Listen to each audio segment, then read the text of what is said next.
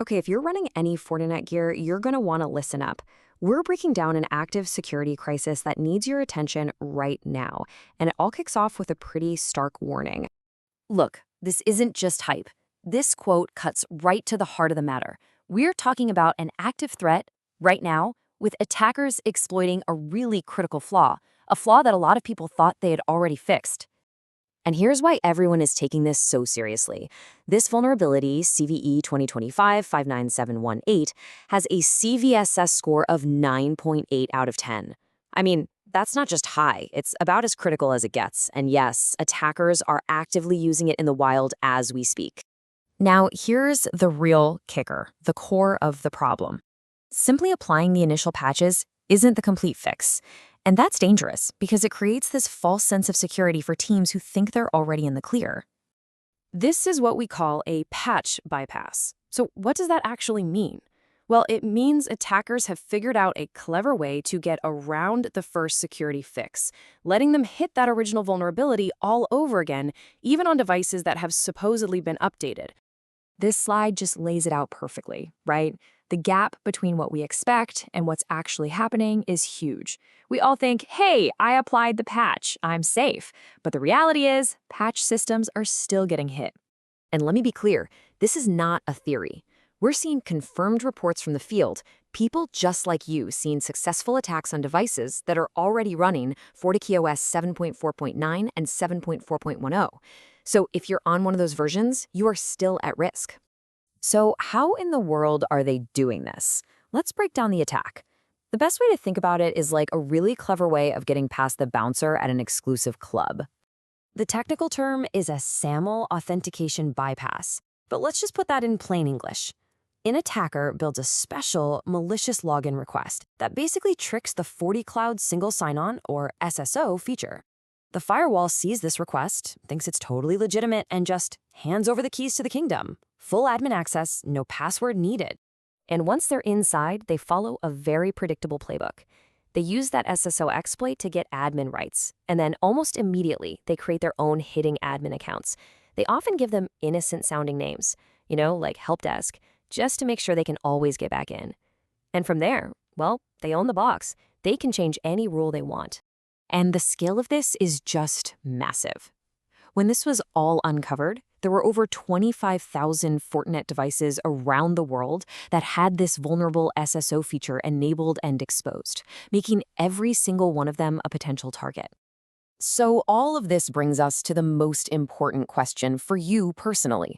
Is your organization vulnerable? Let's run through a quick checklist to find out. Okay, let's nail this down right now. Here's what you need to be looking for to see if you're in the danger zone.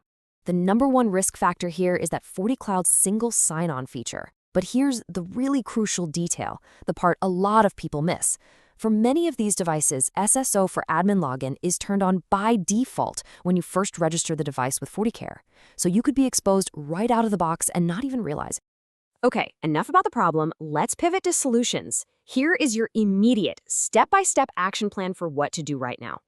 First things first, you have to check if SSO is enabled on your gear. This slide gives you two really quick ways to do it. If you're in the GUI, it's under System, then Settings.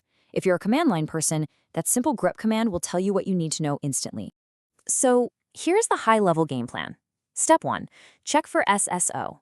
Step 2, if you don't absolutely positively need it for your operations, turn it off. Seriously, that one move removes this entire attack vector.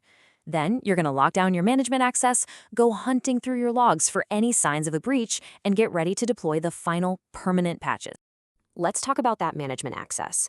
Your firewall's admin login should never, ever, ever be sitting exposed on the public internet. This is non-negotiable. Lock it down to specific internal networks, force all your remote admins to come in through a VPN, and use super strict IP allow lists. So as you're digging through your logs, what exactly are you looking for? Well, these are your big red flags, your indicators of compromise. Be on the lookout for any weird SSO logins, new admin accounts you don't recognize, or any configuration changes that happened at, 3 in the morning. If you find any of this, you have to assume you've been compromised. Now, Fortinet is working on the final, fully fixed firmware. When these versions, 7.4.11, 7.6.6, and 8.00 are released, This is an all-hands-on-deck emergency. Do not wait for your normal monthly patch window. This needs to be deployed the second you can get it scheduled. Okay, let's just zoom out for a second. This whole incident teaches us some really critical lessons that go way beyond this one specific vulnerability. The single biggest takeaway here is that we have to shatter the myth that just because you've patched something, you're automatically safe. It's just not enough. Real security is a whole process.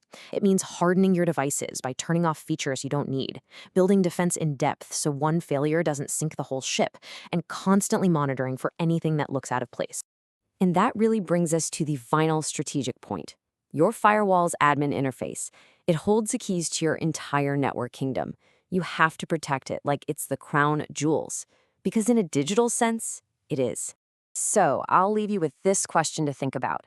After seeing how a simple patch bypass can completely unravel security, it's time to take a hard look at your own practices. Is your security program built on a strategy of patch and pray, just hoping for the best, or are you actually building something that's truly resilient?